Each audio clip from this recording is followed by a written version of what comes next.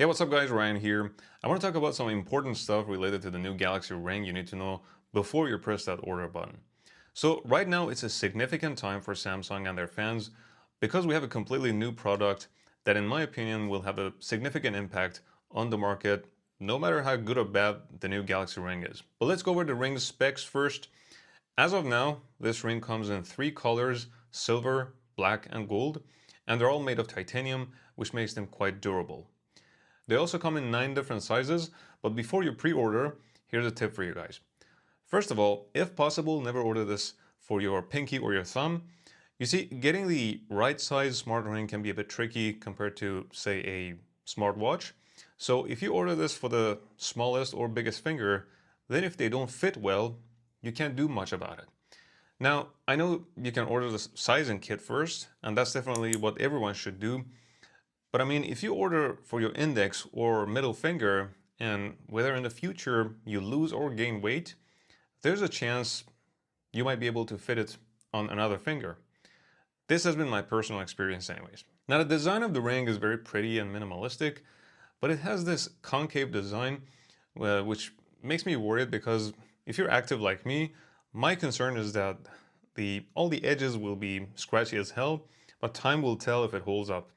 And I'm also thinking the concave design might make the ring uncomfortable when the other fingers touch it, but it's very subtle, so I hope I'm wrong. Now, in terms of features of this smart ring, there's sleep tracking with all its stages, heart rate, HRV or the timing between each consecutive heartbeat, which is a very important health metric, period tracking, activity tracking. Although when it comes to exercise tracking, you need to know that the ring doesn't have a GPS, so you can't just wear the ring and start an activity, but you're gonna have to start it from the app itself. There's also wellness tips, heart rate alerts, and my favorite one, energy score, which basically uses all three sensors to estimate your energy levels based on your HRV, and your sleep score. All right, so a very important feature of smart rings is their battery life, and they all share the same limitation, which means there isn't a lot of maneuverability brands can do to increase the battery life other than some optimizations. Now, Samsung advertised the Galaxy Ring with up to 7 days of battery life, but here's what you need to know. Since there's 9 different sizes, the battery life actually depends on the size of the ring itself. So here's a breakdown.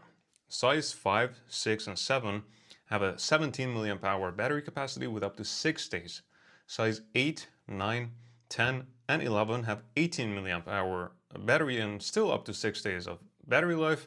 And finally, size 12 and 13 have a 22.5 milliamp hour battery capacity with up to 7 days of battery life. So basically, Samsung advertised the highest capacity. But let's face it, most people will buy size 8, 9, 10, or 11. And their battery life test was based on only 6 hours of sleep, so keep that in mind. If you ask me, in real life, the battery will last between 3 to 5 days. Now, here's what's really annoying. Apparently, the Galaxy Ring isn't launched in all markets. What? Are you kidding me, Samsung? A brand new product and you limit the launch? Although I'm fairly confident this is probably due to some goddamn regulatory issues in some countries and regions. So if they wanted to, they could have launched it, but it would have meant half-baked features. Here's another annoying thing which I actually think is a mistake. So you probably know that the Galaxy watches require a Galaxy phone to work properly, but I actually thought Samsung will create a multi-vendor app for Android and iOS, but they didn't, and this ring still requires a Galaxy phone. This is absolutely a mistake considering the fact that Apple doesn't have a smart ring and will probably won't have for at least 4 or 5 years, if at all. So they're only tapping a portion of the market, leaving the other half to the competitors. And speaking of competitors, why this ring matters is because competition is a great thing for us consumers. The more options we have, the better things will have to become. For many years, the dominant and most reliable brand in the market has been Aura. But they think they're this kind of big shot company, and literally everyone I know is complaining about the subscription model that they have in addition to the price of the ring itself. But Samsung and other brands don't have this subscription fee, with Samsung and Ultrahuman being the other reliable brands other than Aura. Alright, now go watch this video next, and I'll see you soon in the next one.